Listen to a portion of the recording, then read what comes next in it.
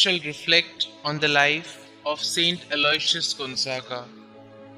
Born the eldest son of Marquis Ferdinand of Gonzaga, Duke of Mantua, Prince of the Roman Empire, on the 9th of March 1568, St Aloysius Gonzaga was as such expected to become a great statesman and soldier.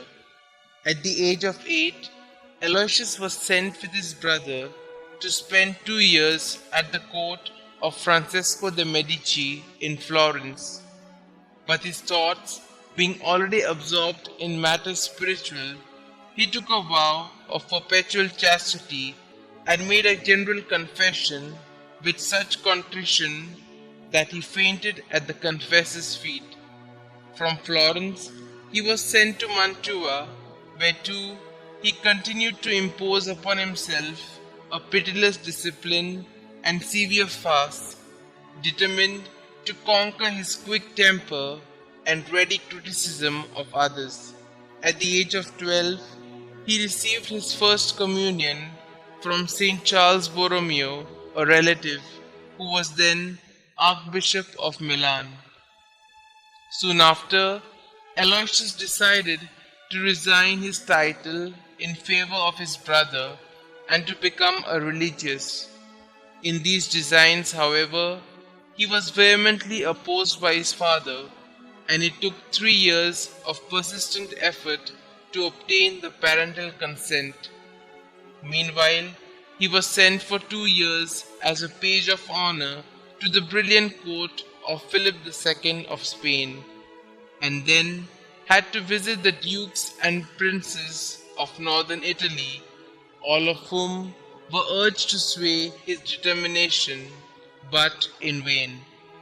Finally, in the fall of 1585, Aloysius, aged 17, was able to set out for Rome to enter the Jesuit novitiate. Aloysius had already developed his life of prayer and a continuous union with God while living in the world, and had received the grace to make an hour's mental prayer a day without the slightest distraction, and at times he prolonged it to 5 hours. His outstanding virtue now was obedience to his superiors, and this conformity to the will of God produced in him a marvelous peace of soul which was always evident. He would say, "I am a twisted piece of iron and have entered religion in order to get straightened out," words that expressed his humility. Yet his motto was, "I was born for greater things."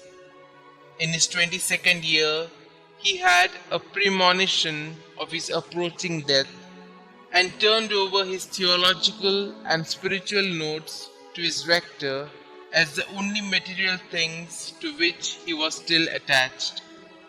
When a great famine broke out in Italy in 1590, followed by pestilence, the Jesuits opened an emergency hospital, and Aloysius solicited alms and tended the sick.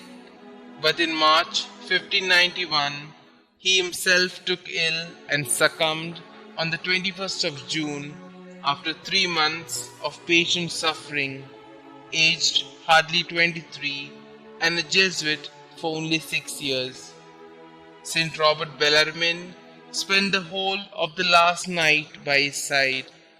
He was canonized in 1726 and in 1729 declared the special protector and patron of youth, especially of young Catholic students.